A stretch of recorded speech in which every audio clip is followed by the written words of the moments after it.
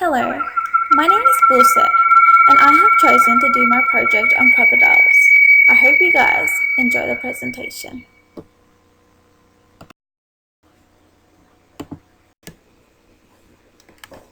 The second question is, should we be concerned about the welfare of these animals? Why or why not, and what specific concerns are there for these animals? Concern for animal welfare is often based on the belief that non-human animals are sentient and that consideration should be given to their well-being or suffering. There is a large area of research supporting the fact that we should be highly concerned about the welfare of these crocodile species. The main threat to crocodiles around the world is human activity, including hunting and habitat destruction.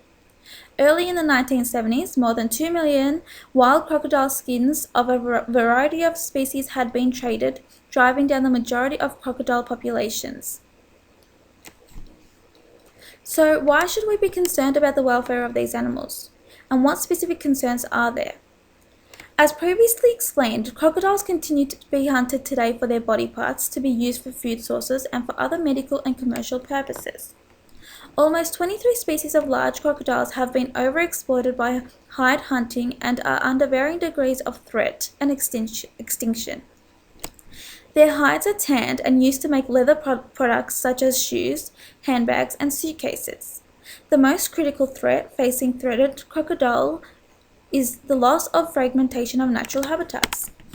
The loss of swamps, wetlands, and other natural systems reduce potential habitat for many species. In addition, the remaining patches of habitat are often too small and limited for species to survive in. In addition, many crocodile species have limited dispersal ability and cannot easily occupy unsuitable habitats. Lastly, people have long considered crocodiles to be a danger to human existence, and for this reason, they have been hunted for safety and protection reasons. I personally believe that crocodile welfare should be considered as a major concern.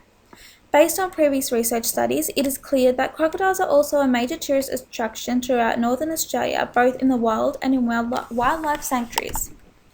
One study also suggested that crocodiles play an important role in the ecosystem. Crocodiles are known as a species that cleans up the river as they eat carcasses of other species and balance its population in the habitat. These have been seen as a major role to ensure rivers are functioning smoothly. Do these animals have rights? The answer is yes, crocodiles do have animal rights. These animals have been and continue to be prone to much human activity and therefore need to be protected from the dangers of humanity. How would a utilitarian determine how they should be treated, and how can we find out their preferences? This question can be answered in terms of the animal preference approach. Like many scientists, we can find out what an animal prefers by giving it a choice between two or more alternatives and observing whether one of these is consistently selected. The animal's preference can be measured either as the amount of time the animal spends with the resource or simply the choice of resource that is selected. In terms of welfare for the crocodile species, a study could be conducted on food preference or desire for different habitats by simply observing the behavior of the animal in two situations.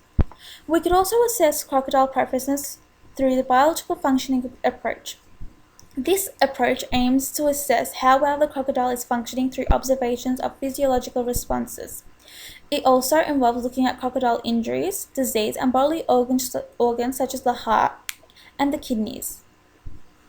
A final approach is the feelings-based approach, which focuses on understanding and assessing animal welfare in terms of the emotional states. It is obvious that such feelings of pain, fear, and happiness matter to animals and are significant aspects of determining welfare.